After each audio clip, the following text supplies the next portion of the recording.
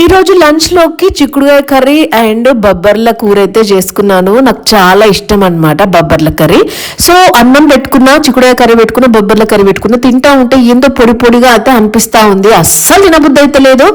అబ్బా దీంట్లో కొంచెం రసం ఉంటే ఎంత బాగుండని అయితే అనిపించింది. చింతపండు చారేమో అస్సలు పడతలేదు. ఇక ఏం చేయాలా అనేసి ఆలోచిస్తే నాకు ఒక ఐడియా అయితే వచ్చేసింది. అయితే హిట్ అవుతుంది లేకపోతే ఫట్ అవుతుంది. ఒక్కసారి అయితే చేసి చూద్దామని ప్రయత్నం అయితే చేసిన, హిట్ అయింది. మనం చేసినాక ఫట్ అయింది. ఇంకా నిమ్మకాయలు ఉండే ఒక 2 నిమ్మకాయల రసాన్ని అయితే ఒక బౌల్లోకి తీసుకొని పక్కన పెట్టుకున్నా. ఇంకా మరొక బౌల్లో అయితే ఒక గ్లాస్ వాటర్, తగినంత సాల్ట్, ఈ నిమ్మ రసాన్ని కూడా దాంట్లో వేసేసి ఒకసారి అయితే కలుపుకేసుకున్నా.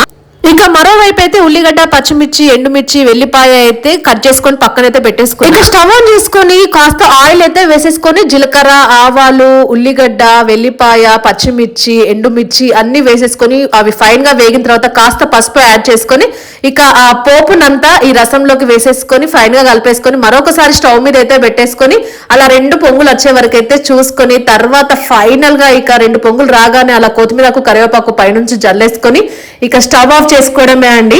ఇక మన నిమ్మకాయ రసం అయితే రెడీ అయిపోయింది. చూసేయండి ఎంత కలర్ఫుల్ గా ఉందో కదా. ఇక గుమ్మగుమ్మలాడుతుంది చూడండి. వేరే లెవెల్ స్మెల్ అయితే ఇంకా తింటే ఎట్లుంటుందో చూడాలి. ఇదిగోండి ప్లేట్ పట్టుకొని అయితే రెడీగా ఉన్నా. సగంలో ఆపేసిన తినడం అన్నాను కదా, తిట్టొద్దు నన్ను, సగంలో అన్నం మధ్యలో లేస్తావా అన్నిసార్లు అని చెప్పాను. కానీ కొన్నిసార్లు ఏదేమైనా కూడా ఫుడ్ దగ్గర అస్సలు కాంప్రమైజ్ గాను. తినాలనిపించింది తినేయడమే, తాగాలనిపించింది తాగేయడమే. ఇక అన్నంలో అయితే ఇలా నిమ్మచారు అయితే పెట్టుకొని తింటున్నా. వెల్లిపాయలు అయితే వచ్చేసినాయి, ఆనియన్ అయితే మంచిగా మసిలి మెత్తబడ్డాయి. ఎక్సలెంట్ ఉంది టేస్ట్ మాత్రం. నేను టేస్ట్ చేస్తాను, నాకు ఎట్లుంటుందో ఏమో, నిమ్మకాయ కదా బాగా పుల్లగా ఉంటుందేమో అనేసి అయితే అనుకున్నా. కానీ సో ఇంకా మొదటి ముద్ద పెట్టుకోగానే అబ్బా ఎగ్దం ఉంది అనేది అనిపించింది నాకు. ఇంకా నేను చిక్కుడుకాయ, బొబ్బరి కర్రీలు అయితే చారు పోసుకొని మంచిగా కడుపు నిండా అయితే తిన్నా. ఇక నుంచి నిమ్మకాయ చారే చేసుకొని తింటానే అని ఫిక్స్ అయిపోయినా.